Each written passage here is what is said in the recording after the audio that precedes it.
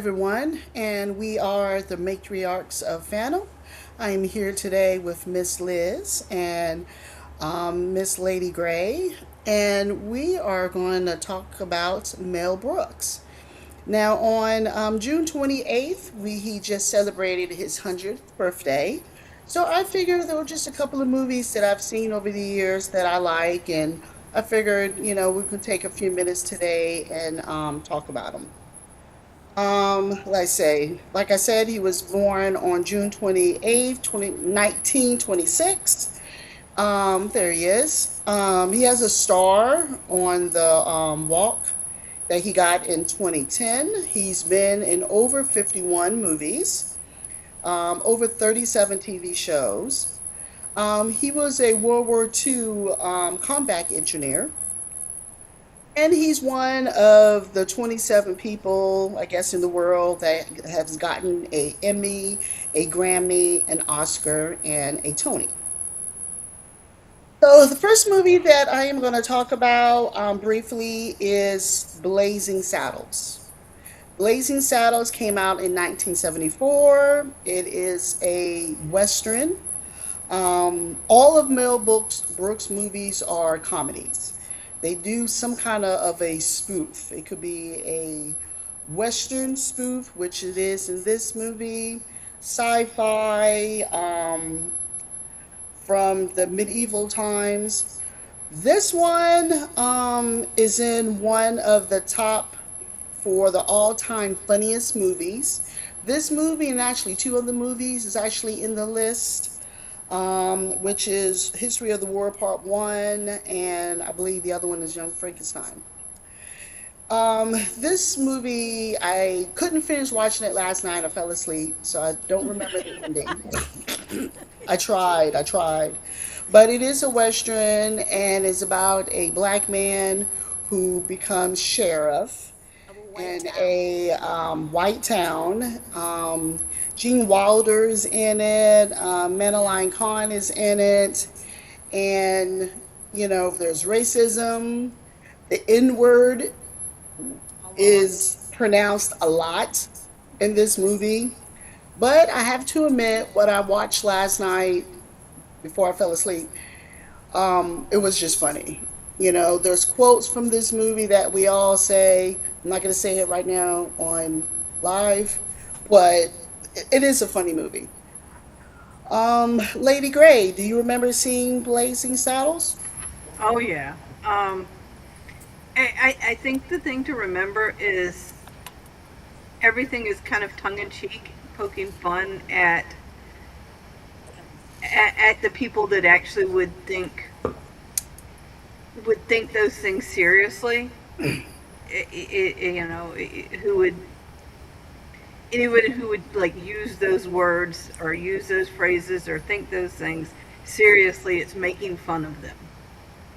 Um, it's I know a lot of people who can't make it through Blazing Saddles. It's just so far out there. I know my son watched it and he was 20 and he was just kind of like, "Oh my God, how is this even allowed to be on TV?"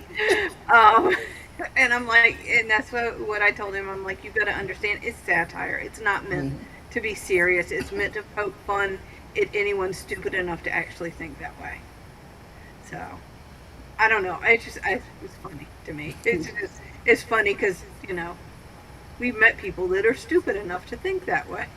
Yeah, You know, you definitely could not make this movie now. absolutely not. It couldn't be done. You'll have people that will go out, strikes, and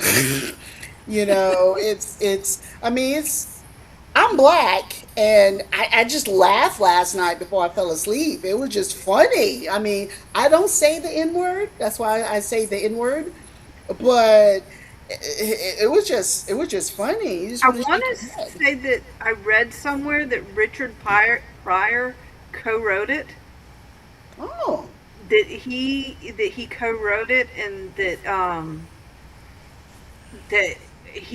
a lot of the more offensive stuff was stuff that he actually came up with. I can believe that. Yeah. So Yeah. yeah, Marky Mark said, yeah, Richard Pryor actually co-wrote it. Yeah, I thought I had heard that. Which, I mean, Yeah, it's Richard Pryor. yeah. Miss Liz, what do you think of Blazing Saddles? I love this movie. I've seen it so many times I stopped counting.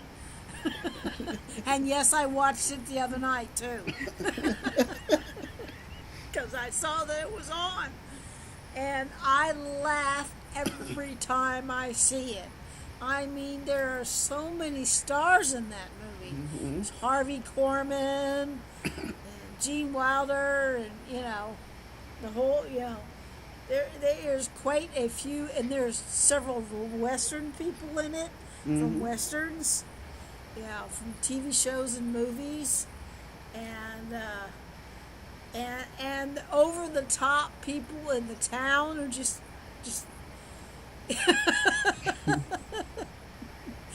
you couldn't get away with that kind of stuff nowadays. And then the classic scene where he has the gun to his head, pretending he's going to shoot himself so he can get into the sheriff's office.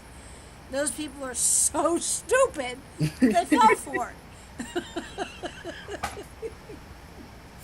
and and then of course they send them out into the quicksand because I figured they were expendable, and they saved the cart, not them, and Yeah. they saved themselves.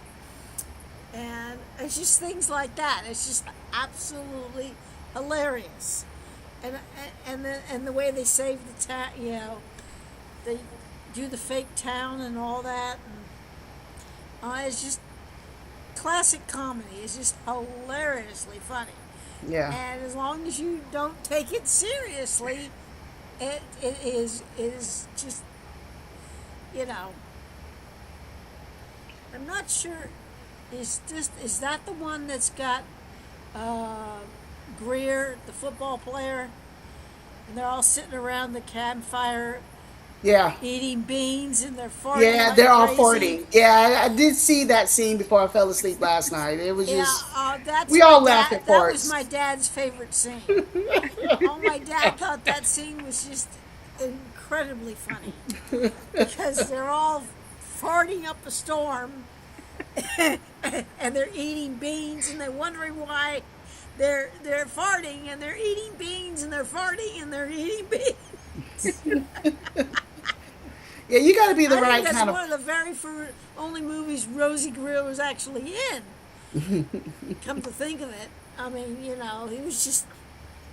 And then they punched the horse, and Yeah. You got to be I the mean, right there's kind of just so person many. to like his kind of comedies. Because if you're not, you're not gonna like it, and you're gonna have a problem with it. So not every person can watch his movies, but just keep in mind it's a movie. It's meant to laugh and be stupid, but Well, that's the same thing with Mighty Python. If you don't get Mighty Python, you know, which is also hilariously funny, yeah, but you got to get it. If you don't get it, you know, true, true. it goes right over their heads, if you know what I mean.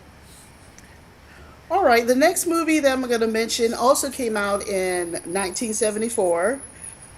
This movie is in black and white. I had to say that for my daughter over there. And it is Young Frankenstein. That's a good movie. Gene Wilder's in it again. Madeline Kahn is in it. Terry Garr. And it talks Sid about, Caesar. yes, and it talks about the 1950 horror movies. Basically, Dr. Frederick Frankenstein inherits his grandfather's castle, gets into the castle, and, pretty much take up, bring in Frankenstein to life. And, the girl is in it, Madeline Kahn, and, they fall in love, but then she'd rather be with Frankenstein. It's funny. I've seen this movie many times. I laugh and laugh and laugh again. Again, this is a movie that cannot be made now, which is kind of, yeah, you're right. It is pronounced Frankenstein, My bad. Um, Frankenstein. yes. Miss Liz, what did you think about young Frankenstein?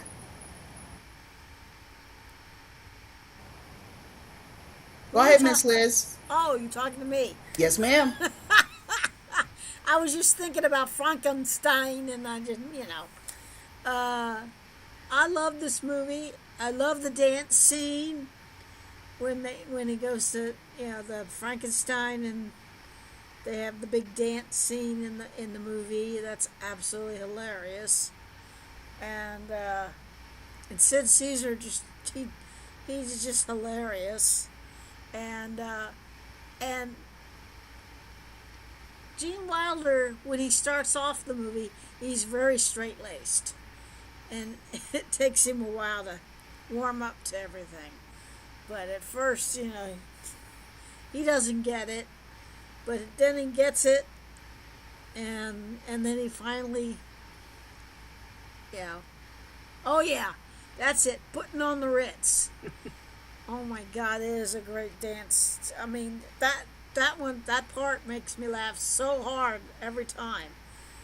And then he's trying to sing and he can't. But the fact that Gene Wilder goes to this castle because he inherits it from his grandfather, and he's extremely straight laced and scientific and the whole bit, and it takes him a while to basically fit in. And I mean, the characters are over the top, all of them, and I suppose you would consider Gene Wilder as the straight man, and everybody else is, you know, over the top acting and whatnot. And I love how he says Frankenstein.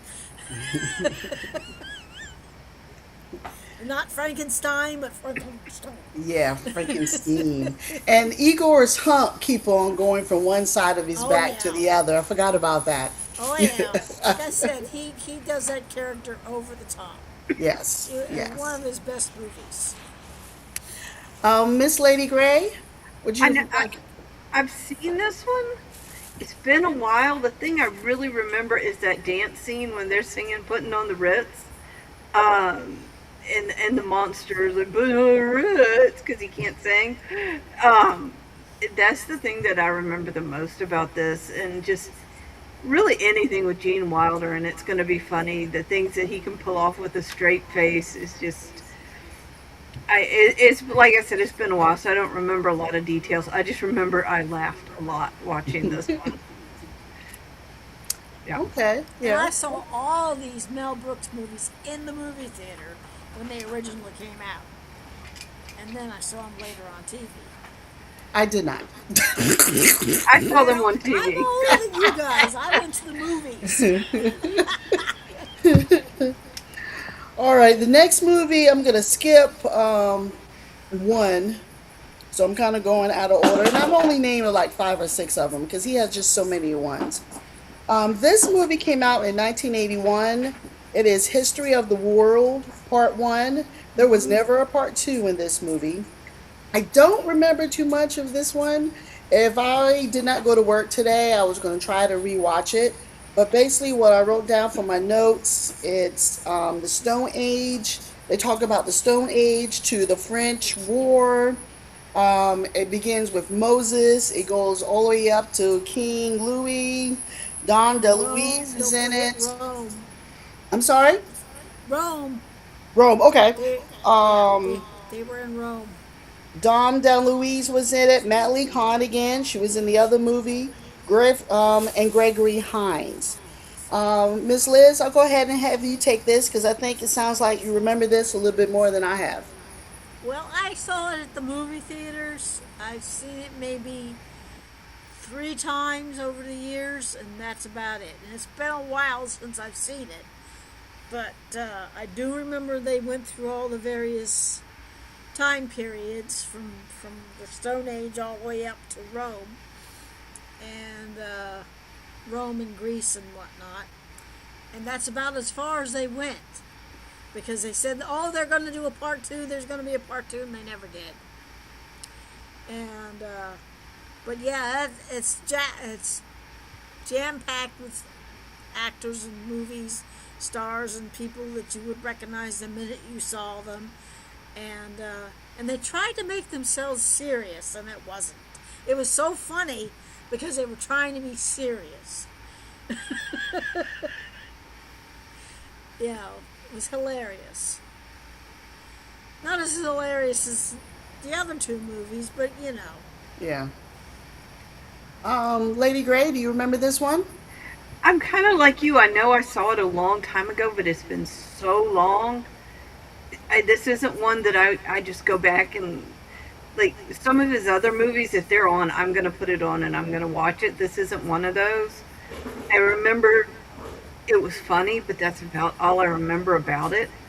Um, it would have been one I would have probably watched on like HBO as a kid. Okay. Yeah, I kind of felt the same way. That's why I Yeah. was going to watch it, but just Yeah. never got around to see it. I did see Marky Mark Ashley put up here that there was a part two. I'm kind of Googling it right now. I It, never it was saw kind part of two. on Hulu, so it's not officially a part two. But they said that it is a sequel to his 1981, talking about different eras, which was created by Mel Brooks. Looks like Wanda Sykes was in it.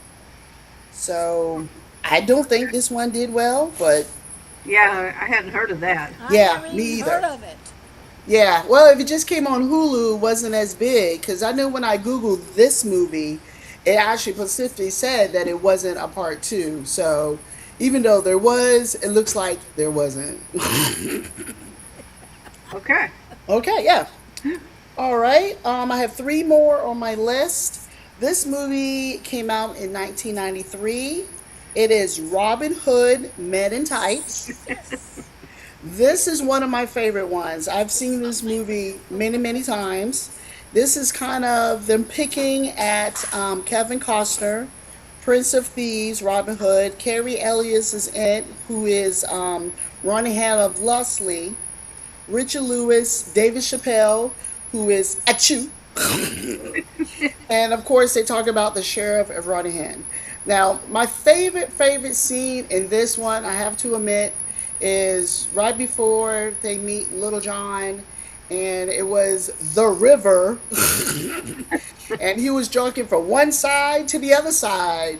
And, and he was like, no, you got to fight Little John. And he's like, you don't have to fight him. We can just go around the river because it's just a line of It's water. just a little stream. Yes. So that's my favorite scene. And there he is. And the guy's mole kept on moving one side of his face to the other one. Richard Lewis mole, which I thought that was funny. Miss Liz, what do you remember of Robin Hood, Med Oh, in Tights? this is one of my all-time favorite movies, and I've seen it many times. And of course, I love the actor who plays Robin Hood, so I see anything he's in. Yeah, he was at Richmond Comic Con last time, Yes. and but yeah, boy does he look different now. Anyway, yeah, this is one of my favorite movies. I love the campy fact that they, people's names and whatnot, and yes, they are definitely slam dunking Kevin Costner's Robin Hood, which is also one of my favorite movies. Um, and then of course her and her chastity belt. Her constant, she's got that chastity thing. I never could figure out how in the world does that woman go to the bathroom if it's covering her, parts, if you know what I mean. And what's her name's got the key. and uh, and so on and so forth. And it was just the characters are just over the top, like most Mel Gibson, Mel movies. Uh, but it's so fun, and then they kept it a secret from the very till the very end when you got to see Sean Connery as the king, which was a big secret. You didn't know until you got to the end of the movie. Nobody knew until the end of the movie that he was going to be playing. He had that cameo of playing Richard. Oh, okay. Didn't Yeah, know that. yeah. He originally did the Robin Hood and Marion, which was a serious movie, many years ago, and he played Robin. Oh, okay. And I've forgotten who played Marion. And it was one of those love story, very drama type driven movies, and it's called Robin and Marion or something like that. Anyway, Okay. and he plays Richard the Lionheart, and at the end of this movie, and it's kind of a play on the fact that he played Robin Hood years earlier. And so when I went to see it at the movie theaters, it was a big surprise when he showed up on screen to marry them. Okay. A fact that I didn't know. Lady Gray? Oh yeah, I mean this one, and Carrie always is. I've loved him since Princess Bride, so Yep. of course, having him as Robin Hood is amazing, and he did such a good job, playing the comedic role. And I think my favorite scene is when all the merry men sing, we're manly men, we're men in Men in tights. tights. Yes, I forgot I about think that's that my one. favorite scene of Men in all. And then tights. the chastity belt, when they finally take the chastity belt off and moths fly out of it. um, but yeah, I mean, this is another one that if it's on, I'll watch just because it's just a good laugh. Yeah, love it. You're right. I just want to laugh at that scene now. You're right. The sword going up. That's just hilarious. All right. I have two more on his list. This one came out in 1995. It was a flop. And this movie is Dracula, Dead and Loving It. They're I don't picking at remember this movie. Oh, okay. Well, it was a flop. I did see that when I Google it. Leslie Nielsen is in it, and they're picking at Van Helsing. Peter McNall is in it as Renfield, and basically he moves to London because all the, I guess, village people is trying to kill him over there, and he tries to find a wife and be alive there in London. So I've seen it quite a few times. It's been a while. Not as probably as funny as the other one, but I remember this one. Do I know Lady Grace said before she don't quite remember this one? I don't remember it. It sounds kind of familiar, but I really don't remember it. I in '95 I would I have been. recognize the poster. Yeah, I would have been in school then. I would have been in college, so I didn't have a lot of time for movies then. So I spent a lot of time in college. So I'm I sorry. recognize the I poster, know. but I'm not sure I even saw this movie. But I do Okay. recognize the poster. Okay. Well, the y'all two said yeah, probably seen it, have not seen it. Like I said, I mean, if it was on now, if there's nothing on, I may, give it a chance, but it was all right. It was all right. All right, so the last movie that's on my list is the movie part 2 is coming out, looks like next year, I believe, and it's Spaceballs. I love Baseball. Spaceballs. I Yeah. don't know how many times I've seen this movie. Of course, they're picking on Star Wars. Um, My you, Schwartz is bigger than your Schwartz. yes. There's a scene on Planets of the Apes in it. Yes. Bill Pullman's in it. Rick Moranis. Mel Gibson is in this one too, which he plays in some of the characters of the other movies too. He's playing Yogurt. And basically, they need to stop Spaceballs because what is it, Planet Drusilla, I think it was. Druidia. Durelia, there you go. They had air. Spaceball Prime ran out of air. They wanted the air, and they went to try to take the air. Miss Liz, what would you say about Spaceballs? And are you excited for the new movie? I'm excited to see it. I like Spaceballs, and it's because it's got John Candy in it. And I think it's very funny. But of course, my favorite scene, of course, is my Schwartz is bigger than your Schwartz, so on and so forth. And then, and he plays two different characters. Yeah, he plays that one, and he also plays the guy in the helmet that's supposed to be Darth Vader. And I mean, this one's another one of those can't be over the top movies, and you got to get the jokes, because if you don't get the jokes, then you don't like the movie. you know. So, yes, it makes me laugh, and it's over the top, and it's silly. it's very Um, silly. Miss Lady Gray, what did you think of Spaceballs? This is like one of my comfort movies. When I need something to watch that makes me laugh, I will put Spaceballs on. I own the DVD. I own it electronically. I mean, I don't think I have the VHS, but I might have. Um, I can quote the lines almost going through it as if like Rocky Horror, where you can say the lines. It's hard to say one part that's my favorite. I do love the part where they're at work and he goes, "I knew it. I'm surrounded by assholes," because I can relate to that. I mean, anybody who works can relate to that when you look around and you go, "I knew it."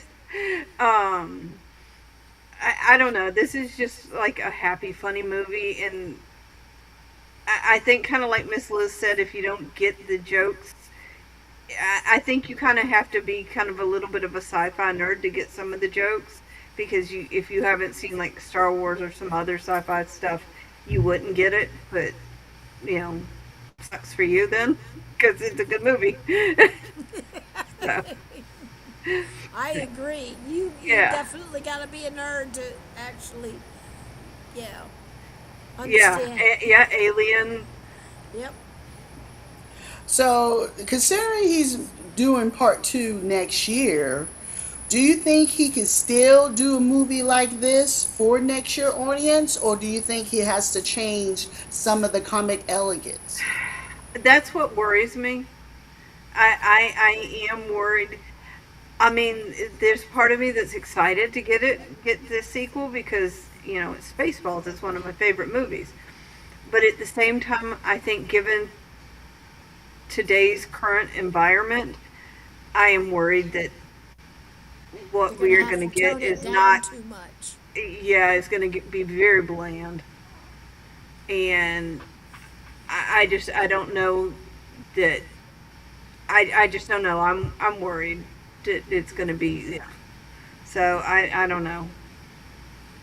I thought Hopefully, because he's still involved in it, it won't be. But I agree. I think because he had that kind of a comedy that I hope it won't go too far. And I actually hope that he's still able to stick around to see it go back in theaters. Because as I said earlier in the podcast, he's 100.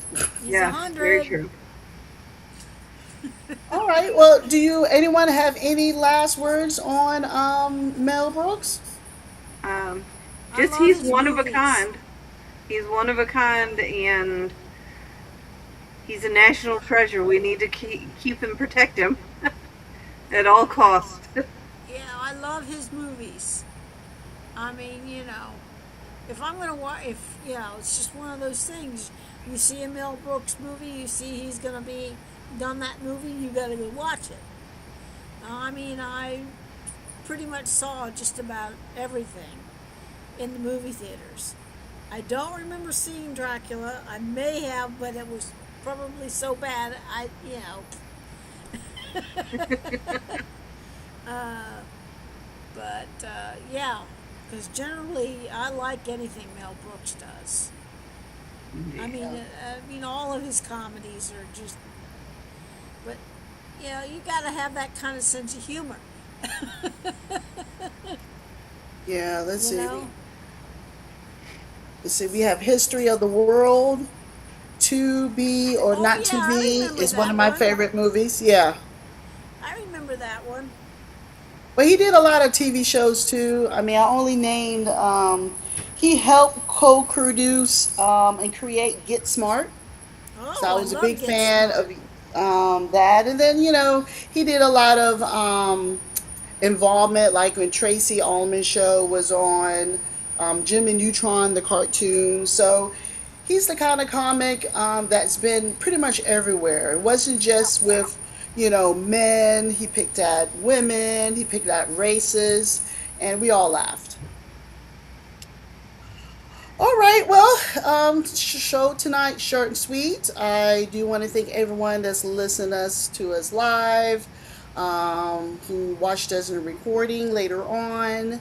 Please like and subscribe. Everyone, please have a fun and safe 4th of July weekend.